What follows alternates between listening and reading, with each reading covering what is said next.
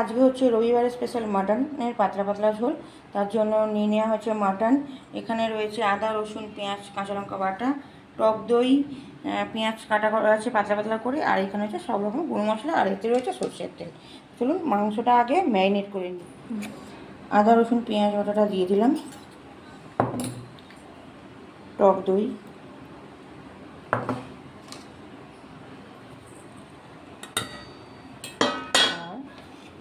Slice করা কিছুটা পেঁয়াজ,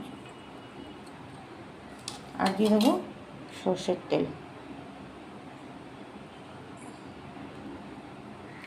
ভালো করে ম্যারিনেট করে নিতে দেবো।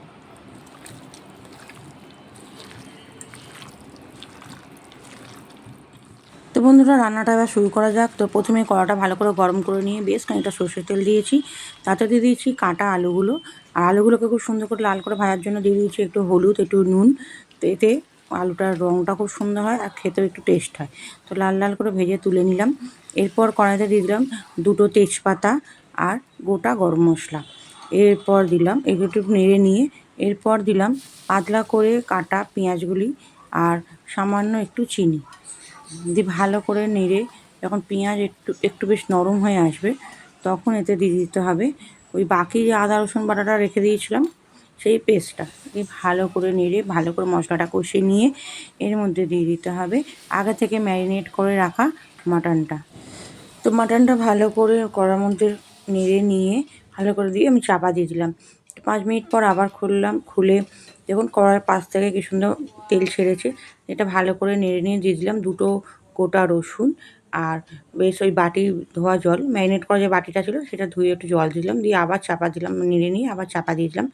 বেশ অনেকক্ষণ বারে বারে নেড়ে নেড়ে চাপা দিয়ে দিয়ে রান্না করলে মাংসটা খুব সুন্দর সেদ্ধও হয়, খেতেও ভালো লাগে। আর তার সাথে দিয়ে দিলাম একটা লাল টমেটো 4 টুকরো করে কেটে দিয়ে দিয়েছি, দিয়ে আমি আবারও চেপে দিয়ে দিয়েছি। তো আবারও কিছুক্ষণ পর রেখে আবারও দেখুন চাপাটা খুললাম। এখন পুরো মাংসটা কিন্তু আমার কষা কমপ্লিট হয়ে গেছে। তো এই সময় দিয়ে দেবো আমি পেঁপের টুকরো, 6 টুকরো পেঁপে।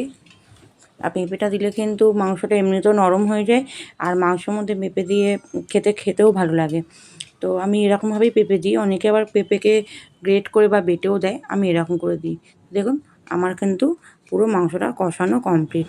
তো ভালো করে নাড়াচাড়া করে পুরো সুন্দর করে কষিয়ে নিয়ে, তো মাটন তো এমনিতে দেখুন মুরগির মাংস খুব তাড়াতাড়ি হয়ে যায়, কিন্তু মাটন রান্না করতে একটু টাইম লাগে, সময় সাপেক্ষর ব্যাপার। তো এবার দিয়ে দিলাম ভাজা আলুগুলো।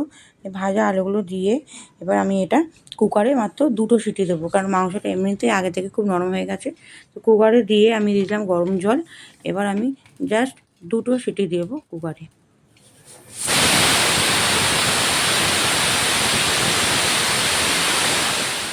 তো কুকারে পুরো গ্যাসটা যখন বেরিয়ে যাবে তখন ঢাকনা খুলে দিয়েছি।